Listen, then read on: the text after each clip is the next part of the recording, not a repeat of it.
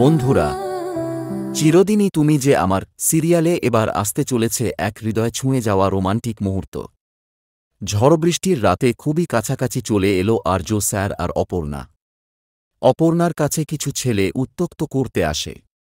আর্য sir সেই ছেলেগুলোকে মারধর করে তাড়িয়ে দেন সেখান থেকে। তারপরই শুরু হয় প্রবল ঝড়, বজ্রপাত আর বৃষ্টি। ভয়ে কানে হাত দিয়ে বসে পড়ে অপর্ণা। আর তখনই আর্য স্যার নিজের জ্যাকেট খুলে অপর্ণার মাথার উপরে রাখেন।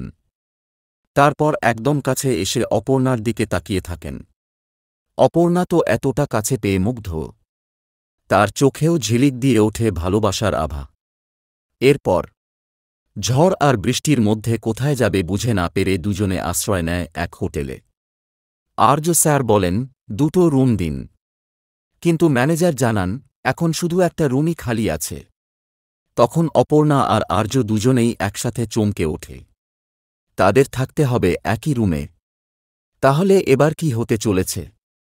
এই ঝড়বৃষ্টির রাতে কি আরও কাছে আসবে দুটো মন? নাকি তৈরি হবে নতুন কোনো জটিলতা? সব উত্তর জানতে দেখতে থাকুন চিরদিনই তুমি যে আমার ধারাবাহিকের নতুন পর্বগুলো। ভিডিওটি ভালো লাগলে লাইক দিতে ভুলবেন না।